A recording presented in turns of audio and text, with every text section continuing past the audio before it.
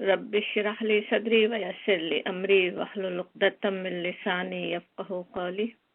सूरह फातिर का हम तीसरा को आज पढ़ रहे हैं इंशाल्लाह। आयत नंबर 15 से शुरू करते हैं।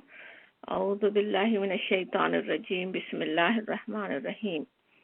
या अय्युहन नासु, ए लोगो, तुम अंतुमुल फुकरा, अल-फुकरा मोहताज हो, इलल्लाहि तरफ अल्लाह के, वल्लाहु और अल्लाह, हुवल गनीयुल हमीद, वो है अल गनी और अल हमीद।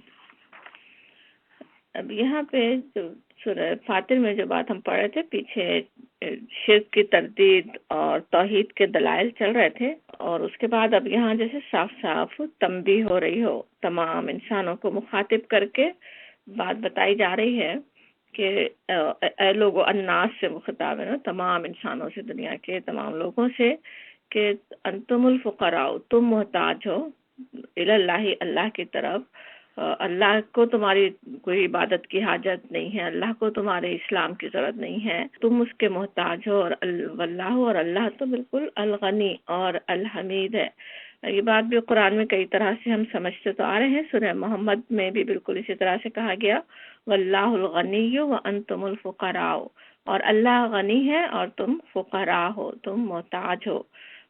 उससे भी ज्यादा साफ अंदाज में जैसे सूरह फुरकान की आखिरी आयत है, कुल मा याबउ बिकुम रब्बी लौला दुआउकुम, कह दीजिए, जैसे नबी सल्लल्लाहु अलैहि वसल्लम से खिताब करके आपसे कहा जा रहा हो कि आप बता दीजिए, आप कह दीजिए कि नबी, लोगों से कहो मेरे रब को क्या हाजत पड़ी है, लौला दुआउकुम, अगर तुम ना उसको पुकारो, फकत कज़्ज़बतुम, अब के तुमने झुटला दिया है, फसौफ यकूनु लिज़ामा, अन करीब वो सजा पाओगे कि जान छुड़ानी मुश्किल होगी।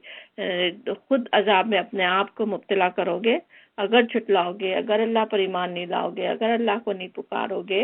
तो नबी सल्लल्लाहु अलैहि वसल्लम तुम्हें इस्लाम की तरफ, ईमान की तरफ बुला रहे हैं, तो उसका मतलब ये नहीं कि अल्लाह या अल्लाह के रसूल को कोई तुम्हारे ईमान की हाजत है, तो या तुम उसको अल्लाह नहीं मानोगे, खुदा नहीं मानोगे तो अल्लाह की कोई खुदाई नहीं चलेगी, या उसकी बंदगी व इबादत नहीं करोगे तो उसका कोई नुकसान होगा। नहीं, असल हकीकत ये है कि तुम उसके मोहताज हो, और ये कि तुम्हारी जिंदगी कायम नहीं रह सकती अगर वो तुमको जिंदा नहीं रखे, तुम्हें सब कुछ फराहम नहीं करे, अपनी नेमतें नहीं अता करे, तो तुम दुनिया में रह बस नहीं सकते। तो उसके लिए तुम्हें असल अल्लाह की इबादत की ताकीद की जाती है। और फिर कहा, जैसे आगे कहा जा रहा है, वइन यशा, और अगर चाहे अल्लाह, इन यशा, अगर चाहे अल्लाह, युद्धिबकुम यानी ले जाए तुमसे, या तुम्हें ले जाए, वही आती और ले आए, बेखल्किन जदीद, कोई नई मखलूक, कोई बिल्कुल नई चीज। अब यानी अगर वो चाहे तो तुमको ही ले जा सकता है। युद्धिबकुम कहने से ये मतलब ये कि तुम्हें तो खत्म कर दे, तुम्हें दुनिया से ले जाए। एक फर्द की बात हो रही हो, खाए कौम की बात हो रही हो, या तमाम इंसानों की बात भी चाहे हो रही हो, उन सब को ले जाकर कोई और मखलूक अल्लाह ताला ला सकता है। सूरह निसा की आयत नंबर 133 में भी कहा गया, इन यशाद युद्धिबकुम अय्युहन नासु, वहाँ पे जैसे तमाम लोगों से खिताब कि अगर चाहे अल्लाह तो तुमको ले जाए, लोगों वही आते भी आखरीन, और उसकी जगह दूसरे लोगों को ले आए। वकान अल्लाह अला दालिका कदीरा, और वो उसकी पूरी कुदरत रखता है। अल्लाह ताला उसकी पूरी कुदरत है, तमाम इंसानों को खत्म कर दे, उसकी जगह कोई और मखलूक पैदा कर दे। सूरह मारिज में कहा गया, फला उक़सिम, बस नहीं, मैं कसम खाता हूँ, बिर्रब्बिल मशारिक़ी वल मगारिबी। तो वहाँ पे और ज्यादा जैसे जोर देकर कहा जा रहा हो, अल्लाह की कसम खाकर, और साथ ही कसम भी रब्बिल मशारिक़ी वल मगारिबी कहकर, कि जैसे पूरी कायनात का जो मालिक है उसकी कसम खाकर कहा जाता है कि अला अन नुबद्दिला खैरम मिनहुम वमा नहनु बिमसबूकीन, हम उस पर कादिर हैं कि उनकी जगह इनसे बेहतर लोग ले आए, और कोई हमसे बाजी ले जाने वाला नहीं है। तमाम इंसानों को, सबको वो ले जा सकता है, सबको वो हटा सकता है, और उसकी जगह दूसरों को वो ला सकता है। अब ये कि अल्लाह ताला को किस तरह उसकी जरूरत नहीं है और तुम उसके मोहताज हो, इंशाल्लाह भी आगे भी आयत आ रही हैं, उसमें वो बात और समझते हैं। लेकिन अगली आयत उसको देख लेते हैं। وما ذالک علی اللہ بعزیز. اچھا پھر کہا جا رہا ہے کہ اور نہیں یہ اللہ پر بے عزیز، کچھ بھی مشکل نہیں ہے اس کے لیے. بے عزیز جو کہا جا رہا ہے، عزا کا سے لفظ ہے یہ، عین سے عزا علیہ قضا کہنے کا مطلب ہوتا ہے جیسے مجھ پر یہ بات بہت ہی گراں گزری. اردن اعزاز کہا جاتا ہے سخت زمین کو. اور اسی طرح عزیز کا لفظ سمجھنے کے لیے جیسے سورۃ توبہ کی اگر آیت ایک دیکھیں، عزیز علیہ ما عنتم، تمہاری تکلیف ان پر گراں گزرتی ہے، شاق گزرتی ہے. تو یہاں جس طرح سے کہا جا رہا ہے وما ذالک علی اللہ بعزیز، نہیں یہ اللہ پر کچھ بھی شاق، کچھ مشکل نہیں ہے. اللہ کے لیے یہ کام کوئی ذرا سا بھی دشوار نہیں ہے کہ آج جو افراد ہے دنیا میں، جو لوگ رہ بس رہے ہیں، انہیں ان کی ڈیوٹی سے ہٹا دے، ان کی جگہ ایک قوم کی جگہ دوسری قوم کو لے آئے، ایک بلکہ اسپیشی کی جگہ دوسری اسپیشی پیدا کر دے، بالکل کوئی اور نئی مخلوق چاہے پیدا کر دے. یا جیسے اگر اہل مکہ سے خطاب ہو، آج اقتدار میں ہو، آج طاقت تمہیں حاصل ہے، تمہاری جگہ تمہیں ہٹا کر کسی اور کو یہ ذمہ داریاں عطا کر دے، کسی اور کو اس کی جگہ لے آئے. اور ہم سب سے بھی اسی طرح سے خطاب ہے کہ آج جو کچھ اللہ نے نعمتیں دی، زندگی عطا کی، ان نعمتوں سے، زندگی سے ہم اس طرح سے ان کو اس طرح استعمال نہیں کرتے، اللہ کی بندگی اس کے ذریعے سے صحیح طرح ہم نہیں کرتے، اپنی جو ذمہ داری اللہ تعالیٰ نے ہم پہ ڈالی ہے اسے ہم پوری طرح آج ادا نہیں کرتے. تو اللہ کے لیے کچھ بھی مشکل نہیں ہے کہ ہمیں وہ ہٹائے دوسری جگہ لے آئے. آج ایک اور بھی نعمت ہے، اسلام کی نعمت ہے، قرآن کی نعمت ہے، وہ بھی ہمیں دی ہوئی ہے، اس کا بھی ہم پوری طرح حق ادا نہیں کرتے. اللہ تعالیٰ کسی اور سے وہ خدمت لے سکتا ہے. آج ہم پیچھے ہٹتے ہیں، آج ہم اپنی دنیا میں لگے رہتے ہیں، ہم اللہ کے دین کا کام نہیں کرنا چاہتے، اللہ تعالیٰ کسی اور سے وہی کام لے سکتا ہے. اور یہ بھی بات قرآن میں بہت ہی صاف صاف بتائی بھی گئی کئی جگہ کہ تم نہیں کرو گے، اللہ تعالیٰ تمہارا محتاج نہیں ہے نا. تو اللہ تعالیٰ جس سے چاہے کام لے سکتا ہے، ایک دوسری مخلوق ہی اللہ تعالیٰ لے کر آ سکتا ہے جو اللہ سے ڈرنے والے ہوں، جو اللہ کے نیک بندے ہوں. اور پھر کہا جاتا ہے ولا تزرو وازرتم وزر اخرى، اور نہیں تزرو بوجھ اٹھائے گا، وازرتن بوجھ اٹھانے والا، وزرا بوجھ اخرى دوسرے کا. اب یہ تین الفاظ آ رہے ہیں، تزرو وازرتن وزرا، تینوں کے روٹ ورڈ وزرا واو زیرے ہے، جس کے معنی ہوتے ہیں بوجھ کے، اور اکثر عموماً ویسے گناہوں کے بوجھ کے لیے آتا ہے. یہاں پہ جیسے تزیرو آ رہا ہے تو وہ فعل کی طرح آ رہا ہے نا، ورب کی طرح، تزیرو بوجھ اٹھائے گا، اور وازرہ فاعل کی طرح بوجھ اٹھانے والا، اور وزرا مصدر کہ نہیں بوجھ اٹھائے گا بوجھ اٹھانے والا کسی دوسرے کا. وَإِنْ اور اگر تدعو تو پکارے گا، مثقلۃ، مثقلہ ثقلہ کے بھی معنی بوجھ کے ہوتے ہیں. ثقلہ ویسے کہیں تو جیسے تول میں کسی چیز کا بھاری ہونا وہ معنی ہے، اور مثقلہ جب کہیں تو مطلب ہوگا جس پہ بوجھ پڑا ہوا ہو، بوجھ والا، بوجھ اٹھایا ہوا ہے، بوجھ چلے جیسے دبا ہوا ہو. یہ نقشہ سامنے آ رہا ہے. مثقلۃ بوجھ والا، الہم لہا اپنے بوجھ کی طرف. اب سے جیسے اردو میں دیکھیں ہم بوجھ معنی کر رہے ہیں، اور اس بوجھ کے لیے اس وزن کے معنی سمجھے نا. اور تین مختلف الفاظ اسی ایک آیت میں آ رہے ہیں، حمل، اور یہ کہ بلکہ اسی روٹ ورڈ سے بھی کئی آ رہے ہیں. وزرا کے سے تین الفاظ، مثقلہ، پھر حملہا، پھر لا یحملو، اور پھر نہیں اٹھائے گا. حملہ بھی جو ہوتا ہے بوجھ ہوتا ہے نا، ایسا بوجھ جو اٹھایا جا سکے. حمل کہتے ہیں ایسے بوجھ کو جو آسانی سے اٹھا سکیں، جو جس کو اٹھانا ممکن ہو. اور اس کے مقابلے میں حمل جیسے یہاں آ رہا ہے نا، الہم لہا، تو اس کا مطلب ہوتا ہے جو اٹھانے والے کی استطاعت سے زیادہ بوجھ ہو. اور اکثر جیسے مانوی بوجھ کے لیے بھی آتا ہے، جس طرح ہم نے ثقل کے لیے سمجھا نا کہ جیسے مادی بوجھ ہے، کسی تول کے اندر جو بوجھ ہے وہ. اور حمل کہیں تو اکثر مانوی بوجھ جیسے ہوتا ہے نا، پریشانیوں کے بوجھ سر پہ ہے، یا کوئی اور افکار کے ہے، تو اس طرح کا مانوی بوجھ اس کے معنی ہوں گے. الہم لہا، ہاں جو ہے اس کے بوجھ، اپنے بوجھ کی طرف. لا یحملو نہیں اٹھائے گا، منہ شیئن اس میں سے کچھ بھی، ولو اور اگرچہ کانا ہو دا قربا، دا قربا رشتہ دار، کوئی اپنا رشتہ دار بھی ہو وہ بھی نہیں اٹھائے گا. اب یہاں پہ جو بات اس آیت پہ کہی جا رہی ہے، قرآن میں کئی جگہ ویسے تو یہ بات آئی، کئی طرح سے سمجھائی گئی، کیونکہ بات یہ ہے کہ دنیا میں اکثر ہوتا یہ ہے کہ انسان کس طرح ایک دوسرے پر غلط راستے پہ چلانے کے لیے پریشر ڈالتے بھی رہتے ہیں، اور انسان خود بھی ایسے پریشر میں آتا رہتا ہے، کبھی اپنے چاہنے والوں، اپنے محبوب لوگوں، اور کبھی نفرت کرنے والوں اور خود غرض لوگوں کے پریشر میں آ کر اپنے رب کی نافرمانیاں کر ڈالتا ہے نا۔ اور یہ ایسے مواقع، ایسے سچویشن ہر انسان کے سامنے اکثر آتی رہتے ہیں کہ دوسروں کے خاطر اپنی پیٹھ پر گناہوں کا بوجھ لاد لیں۔ اس کی کئی مثالیں ذہن میں آ ہی رہی ہوں گی کس طرح سے ہو رہا ہوتا ہے نا، اپنے بچوں کی، اپنے بیوی بچوں کی فرمائشیں پوری کرنے، ان کو دنیا کی آسائشیں مہیا کرنے کے لیے ایک انسان حرام کمائی کماتا رہے، کس طرح وہ دوسروں کے خاطر، دوسروں کو مزے کروانے کے لیے خود حرام کمائی کما رہا ہے، اور جب وہ اللہ کے پاس پہنچے گا جو بوجھ اس کے پیٹھ پر ہے وہ کوئی اٹھا نہیں سکے گا، وہ اولاد، وہ بیوی اس کا بوجھ اٹھانے کے لیے آئے گی نہیں نا، کوئی اس کے وہاں پہ بچانے والا وہاں پہ نہیں ہوگا۔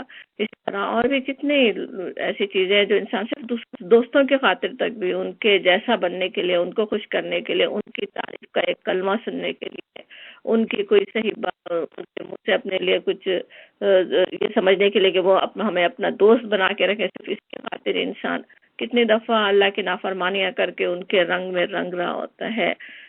اپنے بیٹوں کو خوش کرنے کے لیے بیٹوں کو پورا ورثہ حوالے کر دیں کہ بیٹیوں کا حق مار کر، اب وہاں نہ تو وہ بیٹی کام آنے والی، بیٹی بھی پکڑے گی کہ نہیں میرا حصہ کیوں مارا گیا، اور بیٹا بھی کام آنے والا نہیں ہے کہ میری خاطر میرے باپ نے اپنی یہ غلطی کی تھی میں بچا لوں، وہ بھی بچانے والا نہیں ہوگا۔ تو اس طرح کوئی بھی وہاں کسی کا بوجھ اٹھانے والا نہیں ہے۔ اس یاد دہانی کی بار بار ہمیں ضرورت ہے نا، اور جیسی وہ بڑی چیز ہے، اتنی سیویئر چیز ہے نا، تو اس کو احساس دلانے کے لیے آخرت کے جیسے منظر بھی سامنے رکھ دیا گیا کہ وَإِن تَدُو، اور جب پکارے گا مثقلۃ، بوجھ والا، کیسا نقشہ سامنے آتا ہے نا، گناہوں کے بوجھ سر کسی کی پیٹھ پہ لدا ہوا ہو اور وہ پکار رہا ہو۔ خود نبی صلی اللہ علیہ وسلم نے بھی حدیث میں بھی بالکل اسی طرح کا نقشہ کھینچا نا کہ کہیں ایسا نہیں ہو کہ تم وہاں پہ آؤ اور تمہاری پیٹھ پر کوئی بوجھ لدا ہوا ہو، کوئی جانور ہے جو کسی کا چرا لیا ہو، کسی کا مار لیا ہو، اور تم مجھے کہہ رہے ہو کہ آ کے مجھے بچاؤ، لیکن میں وہاں کام آنے والا نہیں ہوں۔ اسی طرح کا نقشہ اس سے بھی آتا ہے کہ تھوڑی سی زمین بھی کسی نے یہاں کسی کی مار لی ہو تو وہ کس طرح پیٹھ پر لاد دی جائے گی کتنی بڑی بنا کر۔ تو اس طرح بالکل وہی نقشہ یہاں پہ ہے کہ مثقلۃ، بوجھ والا، پیٹھ پہ بوجھ ہے جو یہاں کسی کے حق مارے، جو غلطیاں کی، جو برائیاں کی، اور وہ پکار رہا ہوگا کہ الہ حملہا، اپنے بوجھ کی طرف اشارہ کر رہا ہے، جو بوجھ اس پہ لدا ہے کہ وہ کوئی ہٹا دے، میرے گناہوں کا بوجھ کوئی مجھ سے دور کر دے، مگر لا یحمل، نہیں اٹھائے گا منہ شیء، کوئی اس سے کچھ اٹھانے والا نہیں ہے۔ اور یہاں پہ پھر آگے کہا جا رہا ہے وَلَوْ كَانَ ذَا قُرْبَىٰ، اور اگرچہ ہو رشتہ دار، خواہ وہ رشتہ دار بھی ہو، اپنے ہی رشتہ دار ہو۔ اب یہاں تو صرف ذا قربا کہہ دیا گیا، لیکن قرآن میں دوسری کئی جگہ کیسے کیسے رشتہ دار جنہی کے خاطر انسان اکثر گناہ کرتے ہیں، اور ان کے نام رشتے تک لیے گئے نا، جس طرح سورہ معارج میں بھی آتا ہے اور سورہ عبس میں بھی کہا گیا۔ سورہ معارج میں کہا گیا کہ وَلَا يُسْأَلُ حَمِيمٌ حَمِيمًا، اور نہیں پوچھے گا کوئی حمیم حمیم، جو بہت ہی قریبی جو دوست پناہ دینے جیسے ہوتے ہیں نا، جگری دوست، حمیم کہیں تو بالکل قریب ترین دوست ہوتا، کہ وہ نہیں پوچھے گا کوئی دوست کو، جس دوست کے خاطر دنیا میں ان کے پیچھے پیچھے چلے تھے، ان کے ساتھ گناہ کیے تھے، وہاں کوئی پوچھنے والا نہیں ہوگا۔ یبصرونہم، حالانکہ وہ دکھائے بھی جائیں گے، بلکہ حال کیا ہوگا، یود المجرم، چاہے گا، یودو کہنے سے بھی سمجھ آتا ہے کس طرح ودا ہوتا ہے نا، بہت زیادہ چاہنا، مجرم چاہے گا کہ لو یفتدی، کہ وہ کاش وہ فدیے میں دے دے من عذاب یومئذ ببنیہ، اس دن کے عذاب سے اپنے بیٹے کو۔ بیٹا کیسی چیز ہوتی ہے، سب سے پہلے اسی رشتے کا کہا گیا، دنیا میں تو اس کے لیے جان تک دینے کو تیار ہو جائے، اپنا پورا مال قربان کرنے کو انسان تیار ہو جائے، اور وہی بیٹے کو چاہے گا، خود باپ چاہے گا۔ بیٹا کا چاہنا ایک اور بات ہے، باپ جو کبھی بھی دنیا میں تو نہیں چاہے گا کہ کوئی ایک کانٹا بھی بیٹے کو چبھ جائے اس کسی اور اپنی تکلیف کو دور کرنے کے لیے، وہ وہاں چاہے گا کہ اس فدیے میں اس بیٹے کو دے دے، وہ صاحبتی ہی و اخی، اپنی بیوی اور اپنے بھائی کو، وہ فصیلتی التی تؤویہ، اور اپنے قریب ترین خاندان کو جو اسے پناہ دینے والا تھا، ومن فی الارض جمیعا، اور جو سب کو، جو زمین پہ سارے جو لوگ ہیں ان سب کو دے دینا، ثم ینجیہ، اور خود اس سے نجات پا جائے، اپنی نجات کے لیے سب کو فدیے میں دے دینا چاہے گا۔ اسی طرح یہی رشتے تقریباً سورہ عبس میں بھی کہے گئے کہ وہاں پہ ہے کہ یوم یفر المرء، انسان بھاگے گا، کہیں ایسا نہیں ہو کہ وہ میرا حق مانگنے آ جائے، وہ کوئی اپنے گناہ مجھ پر لادنے کے لیے آ جائے، ان سے ہی بھاگ رہا ہوگا انسان۔ یفر المرء، آدمی بھاگے گا، من اخیہ، اپنے بھائی سے، و امہ و ابیہ، اپنے ماں اور اپنے باپ سے، و صاحبتہ و بنیہ، اپنے بیوی اور اپنی اولاد سے، لکل امرئ منہم شان یومئذ شان یغنی، اور ہر ایک سے اس دن، ان میں سے ہر شخص پر بس اس دن ایسا وقت پڑا ہوگا کہ اسے اپنے سوا کسی کا ہوش نہ ہوگا۔ تو اللہ تعالیٰ پناہ میں رکھے۔ اب یہ یاد دہانی اللہ تعالیٰ نے قرآن میں اسی لیے کروائی، وہاں کے نقشے اسی لیے کھینچے کہ انسان دنیا میں ایسا نہ ہو کہ ان کی خاطر یہاں اپنے آپ کو کوئی گناہوں میں مبتلا کر لے، ان کی خاطر کوئی غلط کام کر لے، ان رشتوں کے خاطر، ان تعلقات کے خاطر اپنے رب کو ناراض نہ کر لے۔ اس کے لیے یہ سارے نقشے کھینچے گئے۔ اور یہ تزیر ولا تزیر وازرۃ وزر اخری، بالکل اسی طرح کے الفاظ ہی کتنی جگہ قرآن میں اسی لیے آتے ہیں نا، کہ کوئی بوجھ کسی کا اٹھانے والا نہیں ہے، کوئی دوسرے کا بوجھ نہیں اٹھائے گا، کوئی کسی کا وہاں پہ کام آنے والا نہیں ہے، تو اپنی فکر خود کر لے انسان۔ پھر کہا جاتا ہے انما کہیں تو ہوتا ہے نا، جیسے سوائے اس کے نہیں، یا جیسے صرف کے معنی سمجھ لے، تنذر الذین، تنذرا تم، نذرا یعنی خبردار کرنا، نصیحت کرنا، تنذر الذین، تم نصیحت کر سکتے ہو یا خبردار کر سکتے ہو ان لوگوں کو جو یخشونا، جو خشیت رکھتے ہیں، ربہم، اپنے رب سے، بالغیبی، بغیر دیکھے، وَأَقَامُوا الصَّلَاةَ، اور قائم کرتے ہیں نماز کو، ومن، اور جو تزکا، پاک ہوتا ہے، فَإِنَّمَا، پس سوائے اس کے نہیں کہ یتزکا، پاک ہوتا ہے وہ، لنفسہ، اپنے ہی نفس کے لیے، وَإِلَى اللَّهِ الْمَصِيرُ، اور اللہ کی طرف تمہیں لوٹنا ہے، اللہ کی طرف تمہیں پلٹ کر جانا ہے۔ اب یہاں پہ جو بات ہو رہی ہے کہ تم ڈرا نہیں سکتے مگر اس کو جو خشیت رکھنے والا ہو۔ ابھی اگلی سورہ یاسین میں بھی، اور جو سورہ یاسین جو اکثر ہم لوگ پڑھتے ہی رہتے ہیں، تقریباً روزانہ ہی کتنے لوگ آپ میں سے پڑھتے بھی ہوں گے، جس میں وہ بالکل اسی طرح کی آیت وہاں بھی ہے نا، انما تنذر من اتبع الذکر وخشی الرحمن بالغیب فبشرہ بمغفرۃ واجر کریم، کہ تم تو اسی شخص کو خبردار کر سکتے ہو جو نصیحت کی پیروی کرے اور بے دیکھے رحمان سے ڈرے، اور رحمان سے خشیت کرے، اور اپنے اور یہ کہ اسے مغفرت اور اجر کریم کی بشارت دے دو۔ یہاں پہ جو لفظ آ رہا ہے، ایک تو یہ کہ بات جو اس پوری آیت میں ہو رہی وہ یہ کہ نبی صلی اللہ علیہ وسلم کا کام تو ہے سب کو خبردار کرنا، لیکن اس سے فائدہ کون پہنچائیں گے؟ وہ جو جن میں یہ صفات ہوں وہ اس سے فائدہ اٹھا سکیں گے۔ اب خشیت کی بات سب سے پہلے آ رہی، یخشون ربہم۔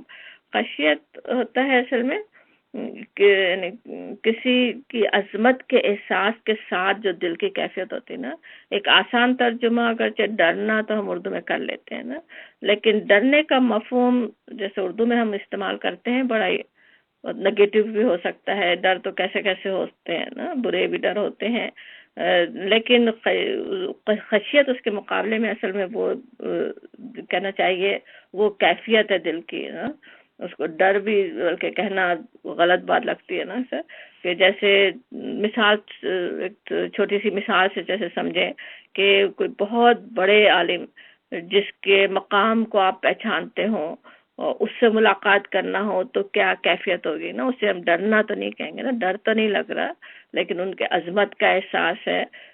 تو اسی طرح سے جو رب السماوات والارض ہے، رب ذی العرش المجید ہے، جو ہم پہ اس قدر مہربان ہے، جس کی بے حساب رحمتیں ہم پر دن اور رات ہو رہی ہوں، ان سب کے احساس کے ساتھ جو دل کی کیفیت ہو وہ خشیت اصل میں ہے نا.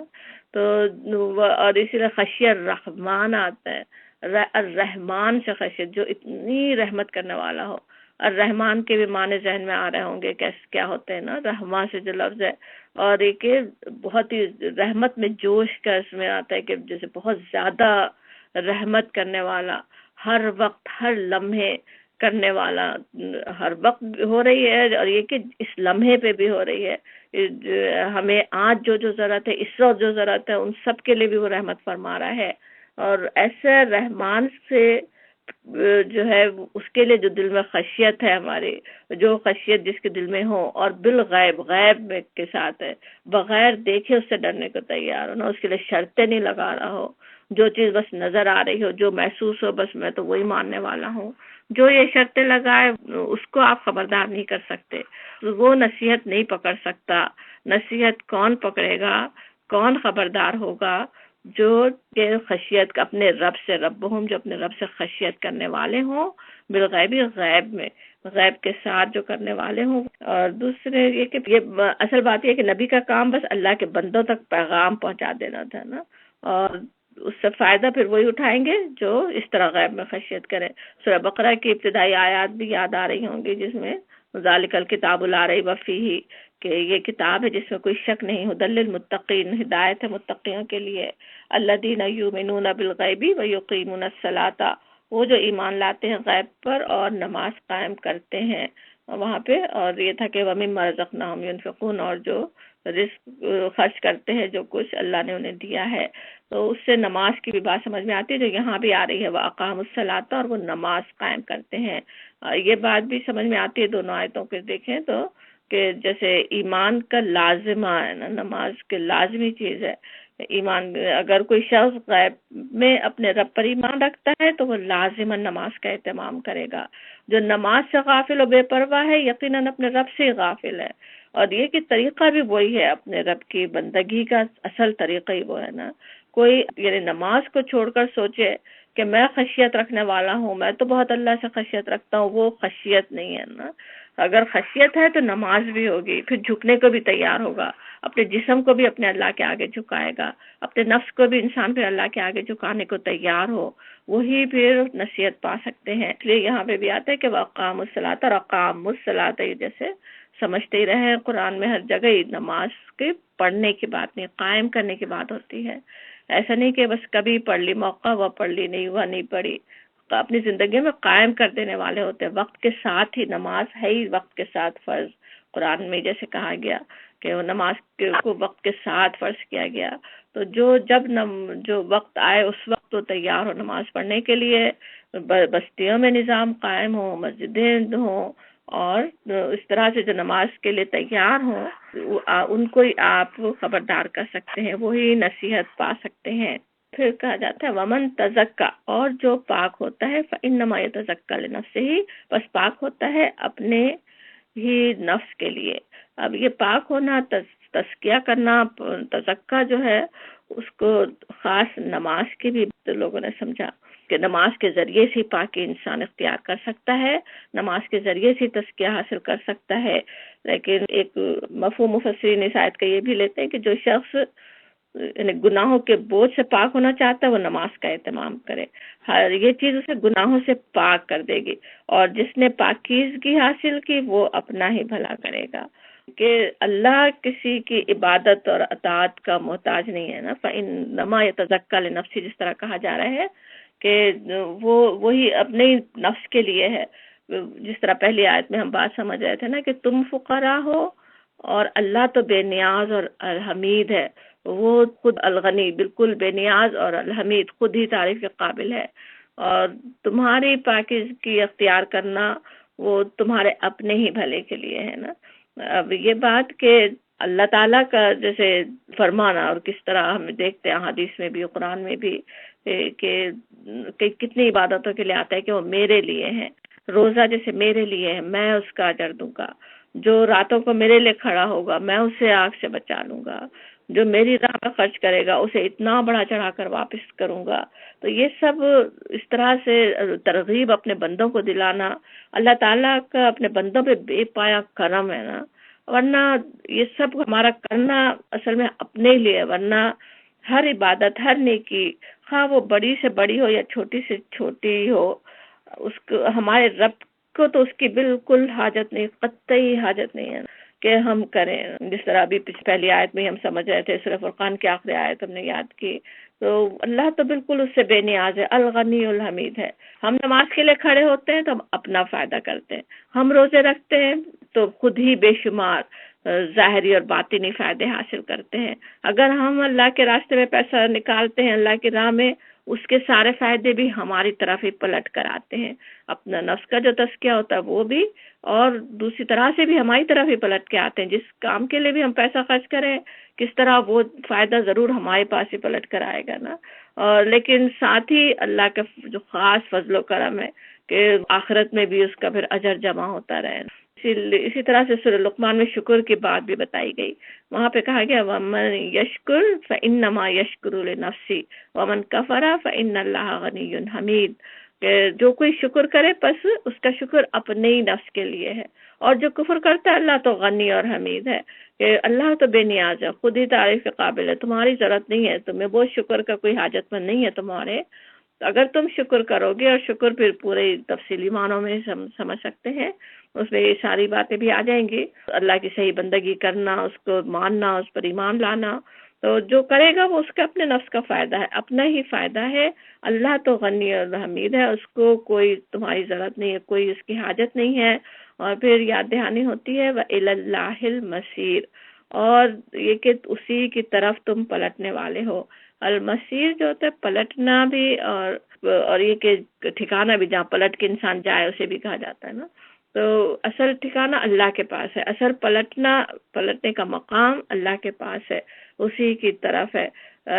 یہ یاد دہانی اس لیے کہ ہم جو بھی عمل کرے اسی کے لیے ہو نا، اپنے اللہ کے خاطر ہو، آخرت ہمارے پیش نظر ہو، خشیت اسی کے لیے، اقامت صلاۃ اسی کے لیے، اور جو بھی نیکی کر رہے ہیں وہ اپنے اس خیال سے ہو کہ ہمیں پلٹنا اللہ کی طرف ہے، تبھی اعمال صحیح ہوتے ہیں نا۔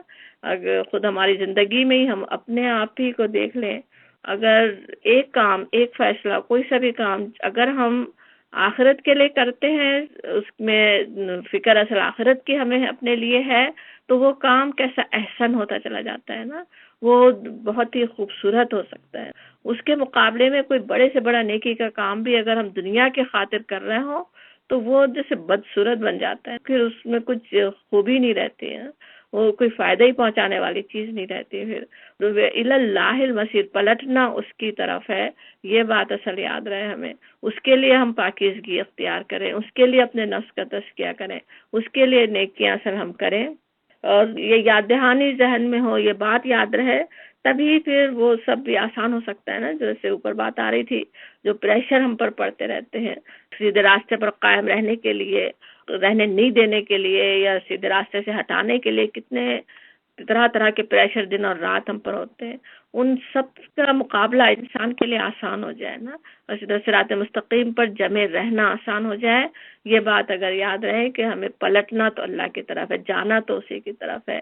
یہ دنیا سب پیچھے رہ جانے والی ہے، یہاں کے رشتے، یہاں کے لوگ، یہاں کی باتیں، یہاں کے مظالم تک بھی ہوں، وہ سب بھی بس کچھ عرصے کے ہیں، وہ سب یہیں رہ جانے والے ہیں، پلٹنا اصل اللہ کی طرف ہے، وہ بات یاد رہے۔ پھر آیت 19 میں کہا جاتا ہے وَمَا يَسْتَوِي الْأَعْمَى وَالْبَصِيرُ، اور نہیں ہے برابر العامہ، العامہ جیسے اندھا، والبصیر اور دیکھنے والا۔ اب عامہ سے مراد یہاں پہ عقل اور دل کے اندھے مراد ہے نا، اور بصیر وہ لوگ جن کی عقل اور دل کی صلاحیتیں زندہ ہیں اور وہ ان سے کام لیتے ہیں۔ یہ بھی نبی صلی اللہ علیہ وسلم کو جیسے تسلی دی جا رہی ہے کہ آپ کی دعوت قبول کرنے کے معاملے میں ہر ایک کا حال یکساں نہیں ہوگا۔ جنہوں نے اپنے عقل اور دلوں پہ پردے ڈال لیے ہیں، جن کے دل بے نور ہو چکے ہیں، وہ لوگ آپ کی دعوت قبول کرنے والے نہیں ہیں۔ اس روشنی سے وہی لوگ فائدہ اٹھائیں گے جن کے اندر بصیرت ہے. سورہ نمل کی آیت ایک ہے جس میں بالکل یہی بات تقریباً کہی گئی کہ انکا بے شک تم لا تسمع الموتا، تم مردوں کو اپنی بات نہیں سنا سکتے، ولا تسمع الصم دعا اذا ولوا مدبرین، نہ ان بہروں کو سنا سکتے ہو جبکہ وہ پیٹ پھیر کر بھاگے جا رہے ہو. یعنی ایک تو بہرے ہیں اوپر سے بھاگ بھی رہے ہو پیٹ پھیر کر. وما انت بہاد الامی عن ضلالتہم، اور تم اندھوں کو بھی ان کی دلالت سے، ان کی گمراہی سے موڑ کر ہدایت پر نہیں لا سکتے. ان تسمعوا الا من یؤمن بآیاتنا، تم تو بس ان کو سنا سکتے ہو جو ہماری آیات پر ایمان رکھتے ہیں. نبی صلی اللہ علیہ وسلم جیسی ہستی بھی جن کے ساتھ اللہ کی مدد ہے، جو اللہ کا پیغام لے کر آ رہے ہیں، جن کے ساتھ فرشتوں کی مدد اتنی ہے، وہ ان کے بھی بتا دیا جاتا ہے صاف کہ وہ نہیں سننے والے ہیں.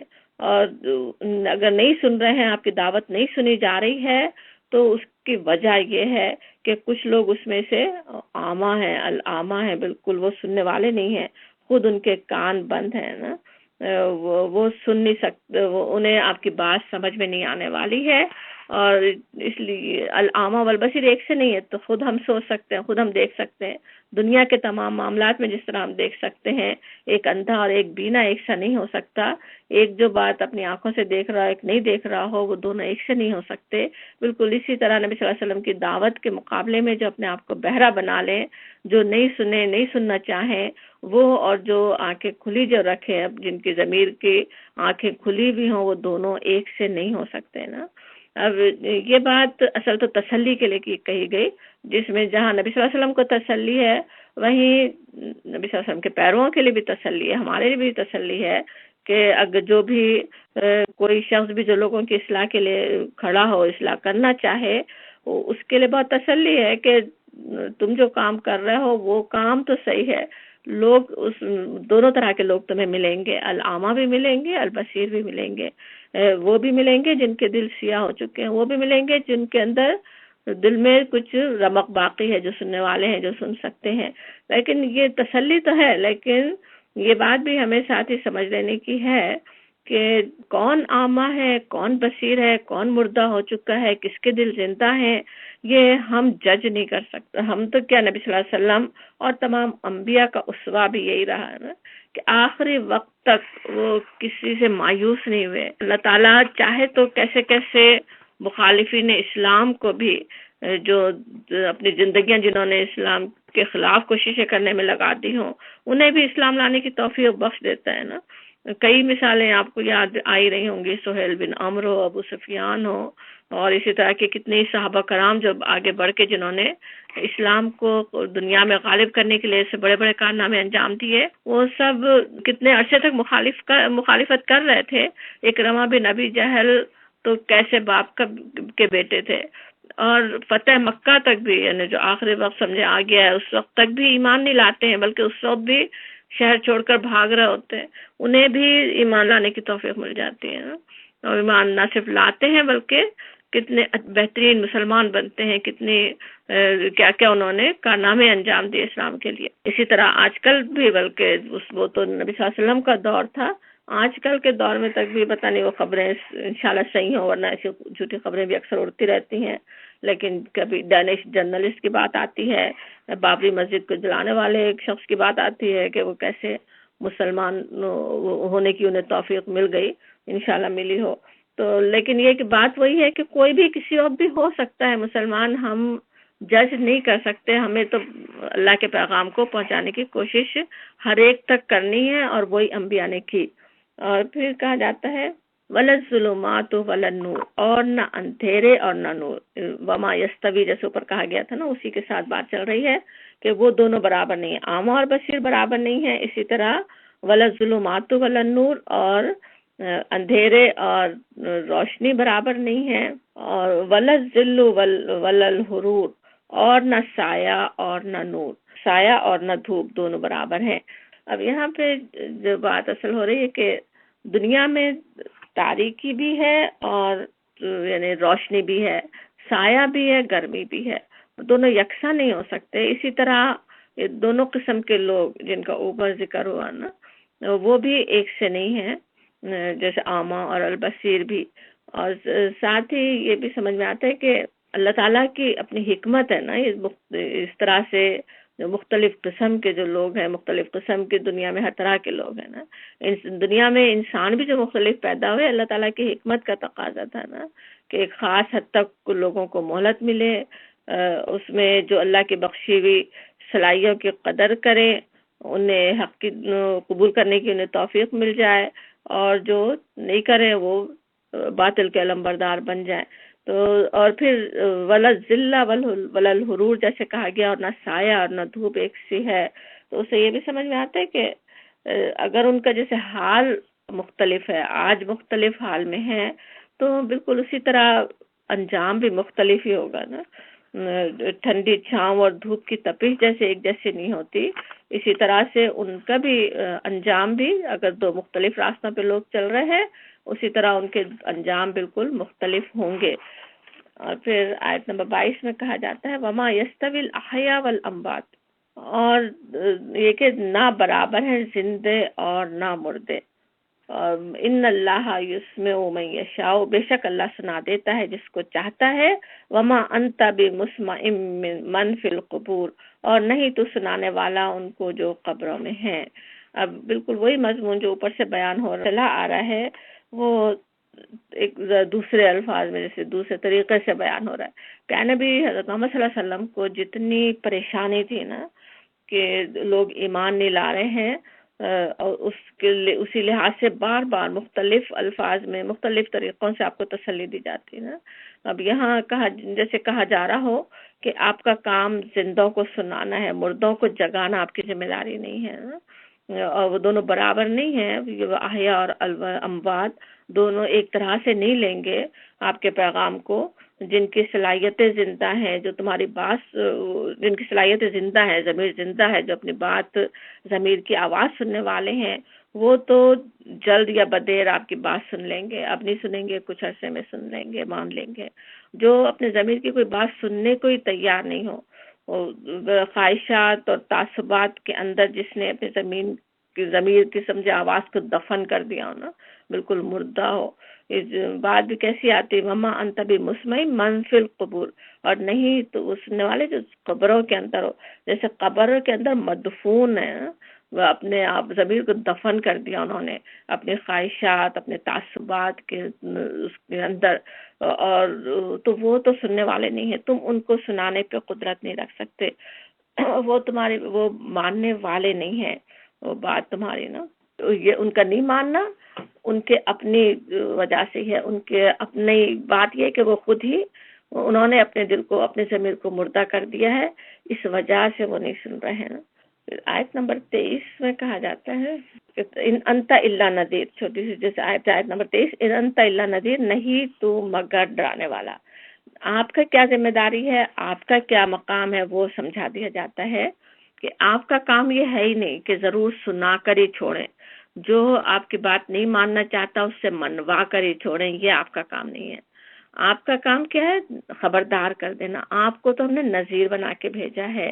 اس کے اگلے آیت میں اور وضاحت اس کی آ جاتی ہے، انا بے شک ہم نے ارسلنا کا، ہم نے بھیجا تم کو بالحق، ساتھ حق کے، بشیرا و نذیرا، خوشخبری دینے والا، بشارت دینے والا اور خبردار کرنے والا.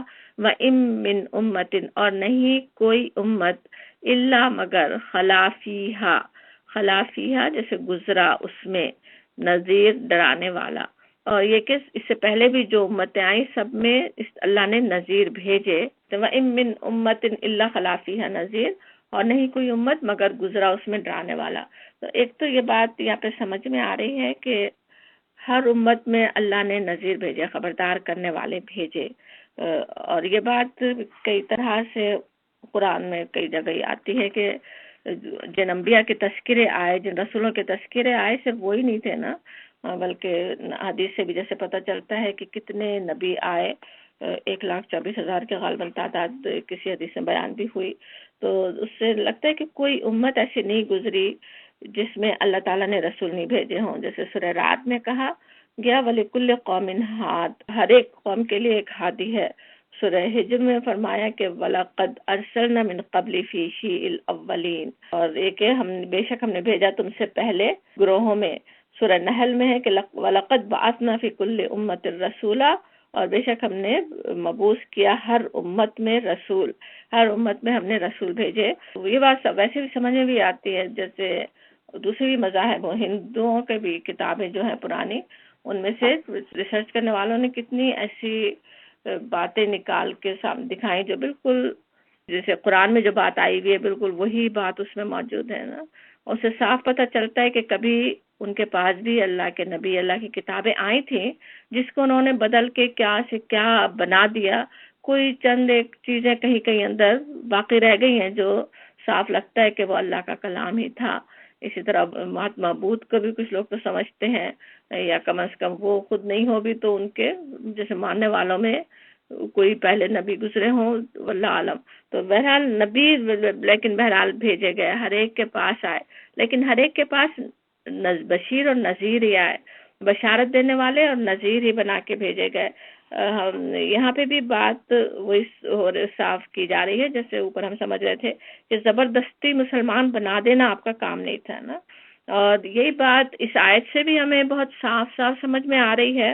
اور اب تمام انبیاء کرام کے بھی واقعات پہ اگر غور کریں جو قرآن میں جگہ جگہ بیان ہوئے تو ایک بات بالکل صاف روشن ہو جاتی ہے نا، اور اس بات کو آج کل کے حالات کے لحاظ سے بھی سمجھنا بھی بڑا اہم ہے کہ تمام انبیاء کرام جو بھیجے گئے، جنہوں نے اللہ کے دین کو اللہ کے بندوں تک پہنچایا، اللہ کے پیغام کو اللہ کے بندوں تک پہنچانے کا کام کیا، وہ بشارت دینے والے اور ڈرانے والے بنا کے بھیجے گئے تھے، بلکہ نذیر بنا کے بھیجے گئے تھے، خبردار کرنے والے بنا کے بھیجے گئے تھے۔ اور انہوں نے جو کوشش کی وہ کیا تھی، کسی نہ کسی طرح بندوں تک پیغام کو پوری طرح پہنچا دیں، وہ بشارت اور وہ انذار کا حق ادا کر دیں، لوگوں کو قائل کرنے کی پوری کوشش کر لیں، اور جو نہیں مانتے ان کا اپنا کام تھا نا، لا اکراہ فی الدین، صاف صاف قرآن میں ہے کہ کوئی جبر دین میں نہیں ہے نا۔ مکے میں ہم دیکھتے ہیں کہ ایمان لانے والوں کی تعداد اگرچہ پوری آبادی کے لحاظ سے بہت کم تھی، لیکن پھر بھی ہمیں پتہ ہے ہجرت کرنے والے کتنے سارے لوگ تھے۔ سوچے اگر جتنی وہ تعداد تھی وہ سب مل کر ہی بغاوت کھڑی کر دیں اور کر دیتے، سول وار شروع ہو جاتی، اسلام کا نظام قائم بس کر دیا جاتا، زبردستی ہو سکتا تھا نا، لیکن وہ نہیں کیا گیا، اور کبھی بھی کسی نبی نے بھی اس طرح سے نہیں کیا، بلکہ تلوار اٹھانے سے روکا ہی جاتا رہا۔ نبی صلی اللہ علیہ وسلم کو، آپ کے ساتھیوں کو اپنے دفاع تک کے لیے تلوار اٹھانے سے منع کیا گیا، مدینہ پہنچنے کے بعد تک بھی منع کیا جا رہا تھا نا، جب اپنا دفاع کرنے کے قابل ہو گئے تب اس کی اجازت دی گئی، ورنہ کہیں بھی یہ نہیں تھا۔ کسی بھی مذہب کے اصل مذہب تو اسلام ہی رہا ہے، لوگوں نے اس کو وہ گھر سے بدل لیے، تو جو اصل اسلام ہے وہ اس کا مقصد یہ ہے ہی نہیں نا کہ زمین پہ فساد پھیلے، خون بہے، بدامنی پیدا ہو، کسی بھی نبی کی تعلیم یہ نہیں رہی ہے نا، اور بڑی غلط فہمی ہے جو مذہب کے خلاف لوگوں نے پھیلائی، اور مذہب کے پیرو بھی اس غلط فہمی میں کبھی شکار ہوئے، اس کا شکار بلکہ ہوئے بھی اکثر اپنی اغراض کے لیے ہی ہوتے ہیں نا، انسان غلط راستے پہ چلے کہ تلوار جیسے اٹھائیں اور لوگوں کا خون بہائیں، اور اس کے ذریعے سے کتنی مشہور بات جیسے کر دی گئی نا اسلام کا پھیلا، حالانکہ اسلام نہ پھیل سکتا ہے، نہ اللہ تعالیٰ نے کبھی یہ چاہا، نہ یہ حکم دیا کہ تلوار کے ذریعے سے زبردستی کا مذہب پھیلایا جائے۔ تو بلکہ صاف صاف کتنی دفعہ وہ آیت تو سب کو یاد ہی ہوگی نا سورہ احزاب کی، یا ایھا النبی انا ارسلناک شاہدا ومبشرا ونذیرا وداعیا الی اللہ باذنہ وسراجا منیرا، اے نبی ہم نے تمہیں بھیجا ہے گواہ بنا کر، شاہد بنا کے بھیجا ہے، شہادت دیں، گواہی دیں، اسلام کی گواہی لوگوں کے سامنے پیش کر دیں، اور یہ کہ بشارت دینے والا اور ڈرانے والا بنا کر، اللہ کی اجازت سے، اللہ کے اذن سے اس کی طرف دعوت دینے والا بنا کر، اور روشن چراغ بنا کے بھیجا۔ یہ اصل ذمہ داری تھی نبی صلی اللہ علیہ وسلم کی، یہ اصل کام تھا، اور اگر ہم نبی صلی اللہ علیہ وسلم کی پیروی کرنا چاہتے ہیں وہی کام کرنے کی ضرورت ہے نا، شاہد بننے کی ضرورت ہے، اپنی زبان سے گواہی دے، اپنے کردار سے گواہی دے، زبان سے لوگوں کو قائل کرنا، کردار کی روشنی سے ماحول کو منور کر دینا وہ اصل کام ہے نا، کہ لوگوں کے دل بدل جائے. نبی صلی اللہ علیہ وسلم نے یہی کیا تھا نا، لوگوں کے دلوں کی دنیا بدلی تھی. اسلام، سلامتی، امن جو ہے وہ دلوں کے اندر تک آ جائے، اور معاشرے پھر اس سے معاشرے میں آئے، پھر قوموں کے درمیان پوری دنیا میں وہ جیسے امن پھیلانے والی چیز ہی اسلام ہے. سلامتی کا ہی مذہب ہے نا. یہ بات ہمیں خود بھی سمجھنے کی ہے، اور بلکہ آج کے نوجوانوں کو بھی اچھی طرح سمجھانے کی ضرورت ہے نا. ورنہ کتنی خدا نخواستہ کیسے شیاطین لگے ہوئے ہیں نا دنیا میں، جو مذہب کے نام پہ لوگوں کو بہکائیں اور غلط کاموں کی طرف اکسائیں. اللہ تعالیٰ کی رضا تک پہنچنے کا وہ کوئی راستہ نہیں ہے. اللہ تعالیٰ تو یہ چاہتے ہیں کہ بات کی جائے، قائل کیا جائے، سمجھایا جائے، آرگومنٹ. پورا قرآن پڑھتے ہم چلے آ رہے ہیں، یہ مکی صورتوں میں خاص طور پہ ہم کس طرح دیکھ رہے ہیں نا، مسلسل دلائل آتے ہیں نا، آرگومنٹ چلتے ہیں، دلائل سے بات سمجھائی جاتی ہے. اور وہی کرنے کی ضرورت ہوتی ہے نا، دلیل سے بات کرنے کی ضرورت ہوتی ہے، دلیل سے لوگوں کو قائل کرنے کی ضرورت ہوتی ہے نا. زبردستی کا یہ مذہب نہیں ہے نا، زبردستی سے یہ بات لوگوں تک نہیں پہنچائی جا سکتی، کسی پہ زبردستی کی نہیں جا سکتی نا. اور پھر کہا جاتا ہے وَإِن يُكَذِّبُوكَ، اور اگر جھٹلاتے ہیں تم کو، فَقَدْ كَذَّبَ الَّذِينَ مِن قَبْلِهِمْ، تو بے شک جھٹلایا جو لوگ ان سے پہلے تھے. یعنی نبی صلی اللہ علیہ وسلم کو پھر تسلی، دوبارہ تسلی کہ یہ لوگ اگر آج جھٹلا رہے ہیں، ایسے پہلے لوگ بھی جھٹلائے گئے، انہیں بھی جھٹلایا گیا تھا. جاءتہم رسلہم بالبینات، آئے ان کے پاس رسول بینات لے کر. یہ اصل کام رسولوں نے کیا تھا، بینات، روشن دلیلیں لے کر آئے، روشن نشانیاں لے کر آئے، لوگوں کو قائل کرنے والی باتیں انہوں نے کی. وبالزبوری، اور صحیفوں کے ساتھ آئے. زبور کا جو لفظ ہے، زبرہ کہتے ہیں لوہے کے بڑے تختے یا چادر کو. زبر الکتاب کا مطلب ہوتا ہے جیسے کتاب کو موٹے خط میں لکھنا، اسی سے زبور کہیں تو موٹے حروف میں لکھی ہوئی کتابیں. تو جس طرح آسمانی کتابیں، صحیفے بڑے بڑے الفاظ میں لکھی جاتی ہیں، ان کی طرف اشارہ ہے. وبالزبوری، وہ آئے روشن نشانیوں کے ساتھ. روشن نشانی بینات کے تو بہت کچھ ہے. انبیاء کا اپنا وجود ایک بینہ ہوتا ہے نا، جیسے وہ ہوتے ہیں، جیسا ان کا کردار ہوتا ہے، جس طرح وہ بات کرتے ہیں. اور پھر اگر معجزے لائے ہوں تو وہ ایک اور بینہ. پھر کتاب ان کی جو لائے، جو آیات لائے، وہ آیات بینات. اور وبالزبوری، اور صحیفے. وبالکتاب المنیر، اور کتاب روشن کے ساتھ. روشن کتاب لے کر آئے، منیر، روشنی دینے والی کتاب وہ لے کر آئے.